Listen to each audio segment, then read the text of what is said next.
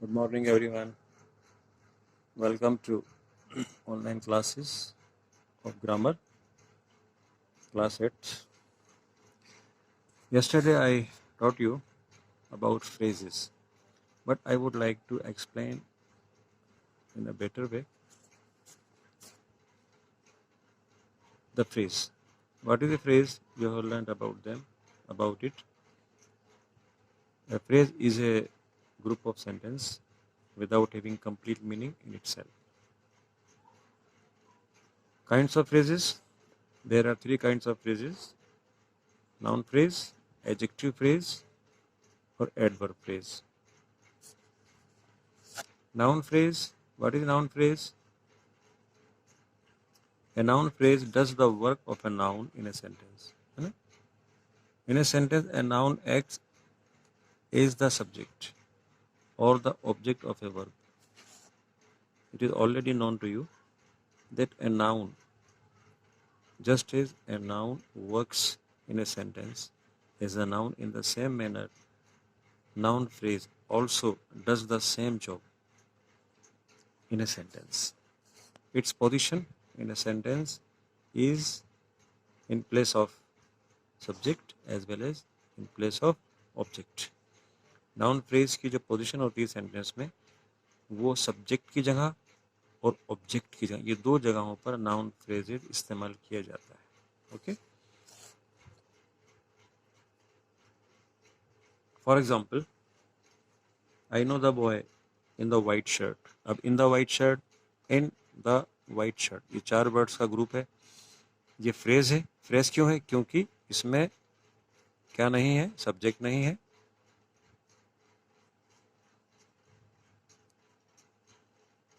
इसमें सब्जेक्ट नहीं है, इसमें वर्ब नहीं है. तो फ्रेज में ना तो सब्जेक्ट होता और ना फिनिट वर्ब होता. ओके, ये वर्ड्स का वर्ड्स का ग्रुप होता है. तो जैसा मैंने आपको बताया अभी, आई नो द बॉय, मैं उस लड़के को जानता हूँ. इन द वाइट शर्ट, जो वाइट शर्ट, तो इन द वाइट शर्ट, ये फ्रेज हुआ. सेकेंड है the cow is standing under the tree. Under the tree, ये भी फ्रेज है, नाउन फ्रेज है, क्योंकि इसमें सब्जेक्ट नहीं है, इसमें फिनिट वर्ब नहीं है. सेकंड है आपका एडजेक्टिव फ्रेज. एडजेक्टिव फ्रेज भी बिल्कुल उसी तरह फंक्शन करता है सेंटेंस में जैसे एडजेक्टिव किसी सेंटेंस में काम करता है. आपने पढ़ा है एडजेक्टिव के बारे में. एडजेक्टिव विशेषण कहलाता है, किसी नाउन या प्रोनाउन की विशेषता बताता है, उसके बारे में कुछ कहता है. When adjective phrase does the work, in the same manner, an adjective phrase does the work of an adjective in a sentence. An adjective modifies, अब adjective किसको modify करता है? Modify the noun or a pronoun. In the same way, an adjective phrase also modifies a noun or pronoun. ये इसकी definition clear हो गई adjective phrase की. ये बिल्कुल इसका फंक्शन ऐसे ही होता है जैसे कि एडजेक्टिव का होता है, सिंगल एडजेक्टिव का होता है. For example, she has bot a ring made of gold. उसने एक अंगूठी खरीदी जो सोने की बनी हुई थी, तो मेड ऑफ गोल्ड, सोने की बनी हुई, ये फ्रेज हो गया.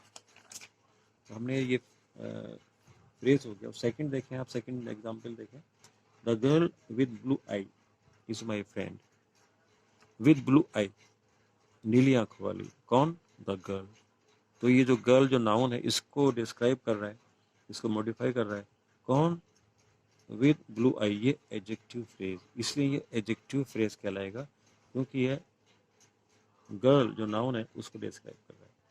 सेकंड एग्जांपल है, Mrs Sharma is a teacher of great honour. Of great honour, ये एडजेक्टिव फ्रेज है. क्यों? एक सम्मानजनक, एक सम्मानीय. श्रीमती शर्मा जो है वो एक सम्मानीय टीचर है, एक सम्मानजनक टीचर है. ये कौन बता रहा है? Of great honour. ये तीनों वर्ड्स, ये एडजेक्टिव फ्रेज है, क्योंकि ये डिस्क्राइब कर रहा है मिसेस शर्मा के बारे में कि वो कैसी हैं, वो एक इज्जतदार, रिस्पेक्टफुल टीचर हैं. तो हमने देखा कि एडजेक्टिव फ्रेज और नाउन फ्रेज का रोल क्या है, किस किस तरह इनका इस्तेमाल होता है सेंटेंस में. हाँ, आपकी समझ में आ गया होगा आई थिंक। इसके बाद नेक्स्ट है एडवर्ब फ्रेज। अब एडवर्ब की डेफिनेशन आपको आना बहुत ज़रूरी है। इसकी जो काइंड्स हैं वो भी आपको आना ज़रूरी है। एडवर्ब क्या है? एन एडवर्ब का रोल क्या होता है सेंटेंस में? एन एडवर्ब मॉडिफाइज और क्वालिफाई ए वर्ब और एडजेक्टिव और एन एडवर्ब इटसेल्फ। एडवर्ब जो होता है वो किसी वर्ब के लिए इस्तेमाल होता है। सेंटेंस में जो वर्ब है उसके लिए आता है, वो उसके लिए लाया जाता है। दूसरा एडजेक्टिव के लिए लाया जाता है, विशेषण के लिए लाया जाता है एडवर्ब का इस्तेमाल सेंटेंस में। दूसरा जो एडवर्ब का इस्तेमाल है वो है एडवर्ब के लिए। एडवर्ब के लिए भी इस्तेमाल होता है। तो एडवर्ब मॉडिफाई करता है वर्ब को, एडजेक्टिव को और अनादर एडवर्ब को। यहाँ तक बात क्लियर हो गई आपको? तो ये एडवर्ब फ्रेज कहलाएंगे। तो ये भी ग्रुप ऑफ वर्ड्स होता है। जैसे आप एग्जाम्पल देखेंगे, एग्जाम्पल है the man left the office in a hurry. The man left the office in a hurry. In a hurry ये फ्रेज है। कौन सा फ्रेज है? Adverb phrase. Adverb phrase. अब इन ए हरी का मतलब जल्दी में। अब जल्दी में क्या हुआ? The man left the office. तो इन ए हरी किसके लिए इस्तेमाल हो रहा है? इन ए हरी ये किसके लिए इस्तेमाल हो रहा है? लेफ्ट जो वर्ब है उसके लिए इस्तेमाल हो रहा है। इसके बाद she sang in a sweet manner. उसने गाना गाया बहुत ही मीठे अंदाज में, स्वीट मैनर में गाना गाया। और अब इन ए स्वीट मैनर ये किसको मॉडिफाई कर रहा है? सेंग को मॉडिफाई कर रहा है। इसको हम देख रहे हैं, सेंग का जो इसको मॉडिफाई कर रहा है। In the same manner a soldier lives in a barrack. अब इन ए बैरक जैसे बताया था आपको कल, इन ए बैरक, बैरक में रहता है। Who lives, where does a soldier live? In a barrack. तो इस तरह से ये एडवर्ब फ्रेज ऑफ प्लेस हुआ। इसमें हम आगे देखेंगे। अब हम जानेंगे, ये मैंने रिवाइज किया है आपके सामने कल का टॉपिक चाह कर किया है, जिसको मैं चाह रहा था कि मैं आपको थोड़ा सा और समझा दूं, और वह मैंने आपको समझा दिया। अब नेक्स्ट जो टॉपिक है आज का वो क्लॉज है। क्लॉजेज, ये क्लॉजेज हैं।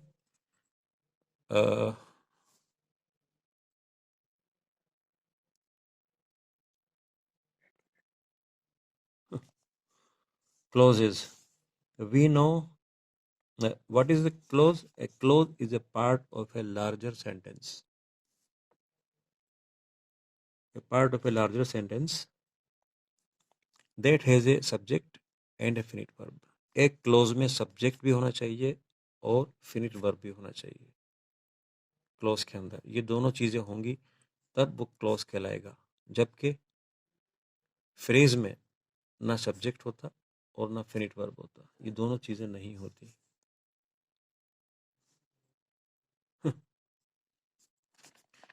हाय,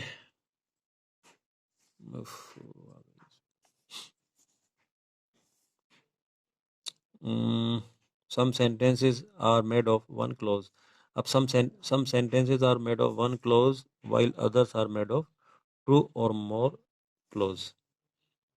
He is a brave boy, हम कह सकते हैं, जैसे सिंगल, इसमें सिंगल क्लॉज है आपका brave boy.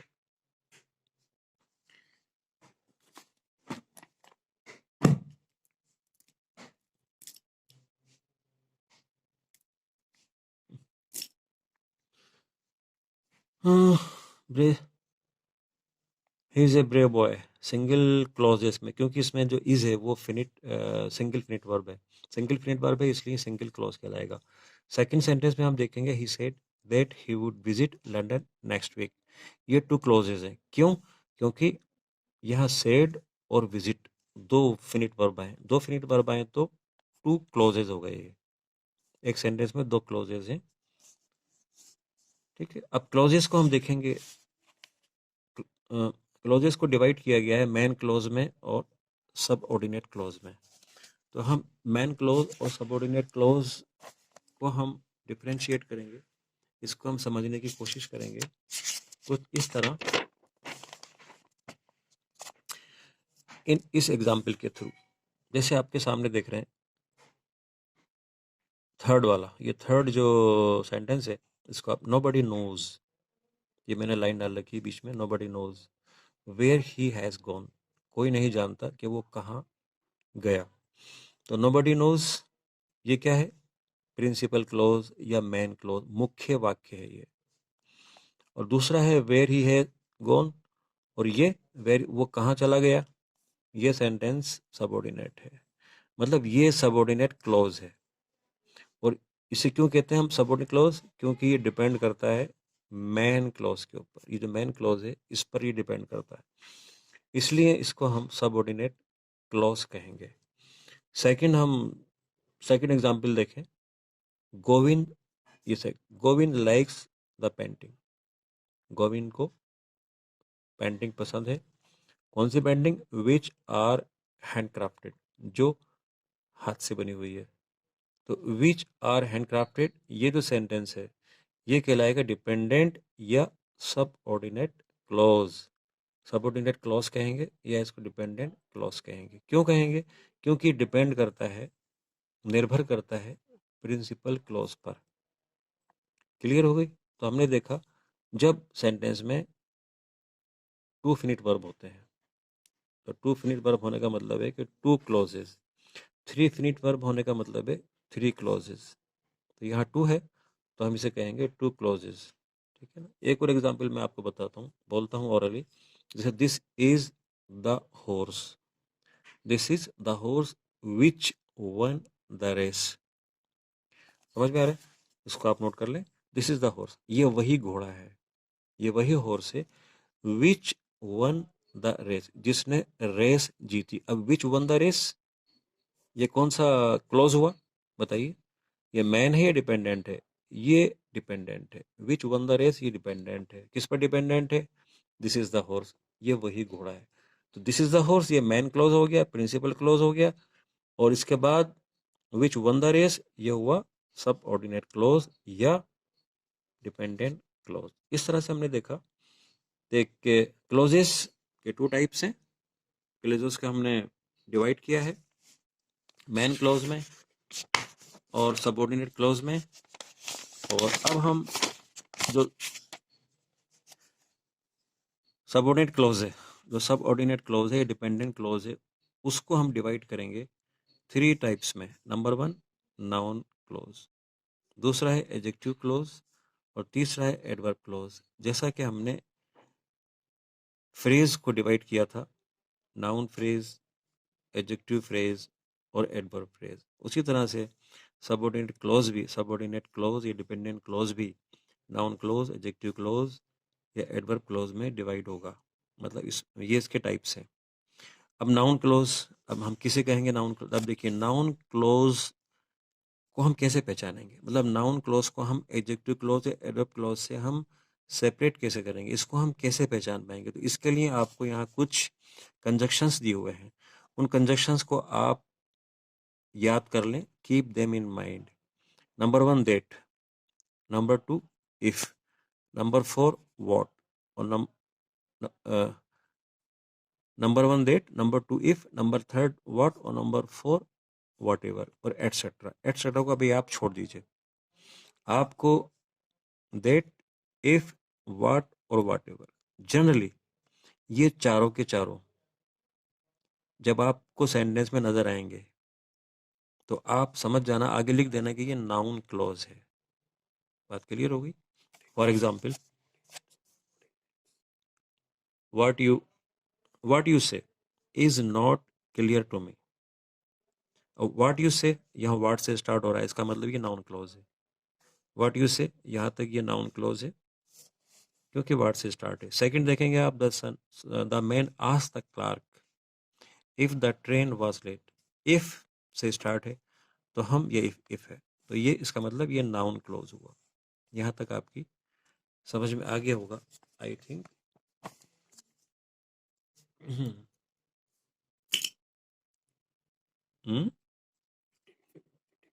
और नेक्स्ट एग्जाम्पल देखें हम एडजेक्टिव क्लॉजेस। ये एग्जाम्पल से how did you perform the trick, it was surprising for all.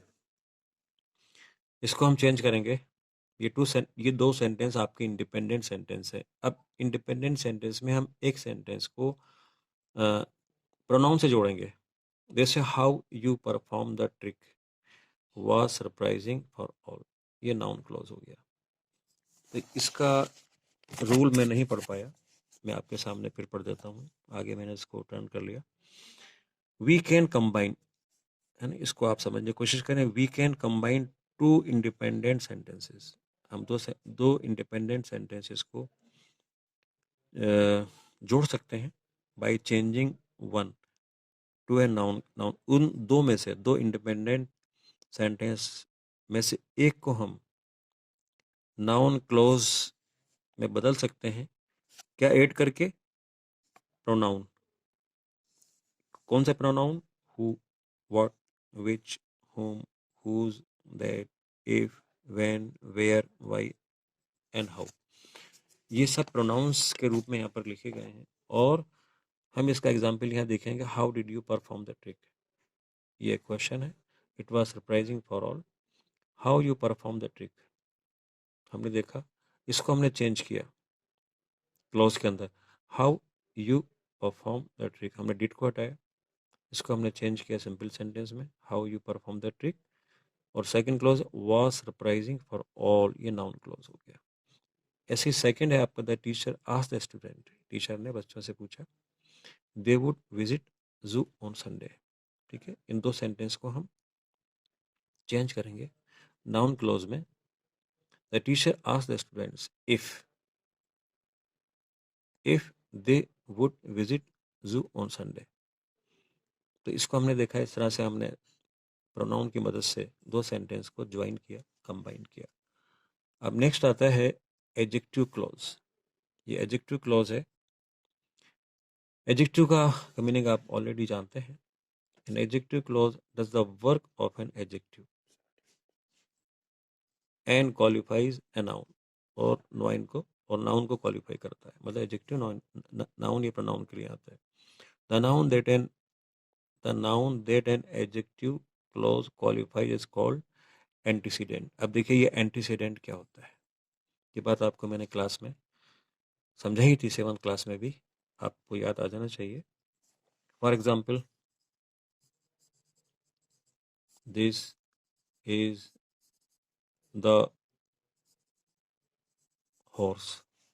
अब देख रहे हैं the horse which won the race. आप इस सेंटेंस को देखें, this is the horse which won. अब ये विच वन द रेस, यहाँ तो विच है, ये किसके लिए इस्तेमाल हो रहा है? हॉर्स के लिए इस्तेमाल हो रहा है। तो विच का एंटीसीडेंट कौन हुआ? हॉर्स। क्यों हुआ? क्योंकि विच क्वालिफाई कर रहा है हॉर्स को, विच का इस्तेमाल हॉर्स के लिए हो रहा है। तो यहाँ विच, हु, होम, व्हाट, जो भी वर्ड्स होंगे वो ये कंजक्शन जिसको रेफर करेंगे, जिसके लिए इस्तेमाल किए जाएंगे, वो कहलाता है एंटीसीडेंट, जिसे हिंदी में कहते हैं पूर्वगामी शब्द। ओके, क्लियर हो गई बात? तो क्लॉज का is called antecedent. The adjective clause is introduced. अब एडजेक्टिव क्लॉज का इंट्रोडक्शन होता है बाय रिलेटिव प्रोनाउंस। देखिए अब ये खास चीज़ें हैं, स्पेशल चीज़ें हैं, इनको ध्यान दीजिए। रिलेटिव प्रोनाउंस, ये प्रोनाउन जो अभी आपने पढ़े, who, what, where, which, how, ये सब ये रिलेटिव प्रोनाउंस हैं। जैसे हु है, हुम है, हुज है, एटसेट्रा, ये आपके रिलेटिव प्रोनाउंस कहलाते हैं। यानी ये सेंटेंस को ज्वाइन करने में काम आते हैं। जैसे कि मैंने आपसे अभी बताया था, this is the boy, this is the girl who came late yesterday. ये वही लड़की है जो कल देर से आई थी। तो हु कैम लेट यस्टरडे, अब ये हु क्या है? रिलेटिव प्रोनाउन है। इस हु का रिलेशन किससे है? गर्ल से। तो यहाँ हु का एंटीसीडेंट कौन हुआ? गर्ल, क्योंकि हु गर्ल के लिए इस्तेमाल हो रहा है। तो ये इस तरह से जो एंटीसीडेंट और ये जो वर्ड मतलब रिलेटिव प्रोनाउन के ठीक पहले एंटीसीडेंट हुआ करता है, इसमें ये आपके सामने हु है, हुम है और whose etcetera etcetera. The adjective clause qualify, ये क्या करता है, क्या फंक्शन है, वही फंक्शन है जो एक एडजेक्टिव का हुआ करता है सेंटेंस में। Qualifying a person begins with, अब देखें हु, ये हु से स्टार्ट होगा, एडजेक्टिव क्लॉजेज स्टार्ट होंगे हु से, हुम से और हु से। Adjective clause qualifying an animal, ये एनिमल के लिए इस्तेमाल, हु के अलावा, हु और हुम के अलावा हम यूज कर सकते हैं एनिमल को। क्वालिफाइंग एन एनिमल मतलब एडजेक्टिव क्लॉजेज क्वालिफाई करते हैं एनिमल को, चीज़ों को। एनिमल और चीज़ों को जो क्वालिफाई करते हैं रिलेटिव प्रोनाउंस, वो कौन कौन से, विच, देट और दोस, इसका ध्यान रखिएगा। ये तीनों, इन तीनों का इस्तेमाल होता है। ये तीनों कौन हुए, रिलेटिव प्रोनाउंस हैं, और इन तीनों का इस्तेमाल थिंग्स के लिए और एनिमल के लिए इस्तेमाल होता है। और यहाँ जो हु है ये पर्सन्स के लिए आता है, होम पर्सन्स के लिए आता है, और हुज भी पर्सन्स के लिए आता है, कभी कभी थिंग्स के लिए भी आता है, आमतौर से। तो ये चीज़ें हम इसमें जो डिफरेंस ये है। अब हम एग्जाम्पल देखेंगे एडजेक्टिव क्लॉजेस के। दिस इज द बुक, ये वही किताब है, that you were looking for, जिसको आप ढूंढ रहे थे। continue, जिसको आप ढूंढ रहे थे। तो this is the book that you were looking for.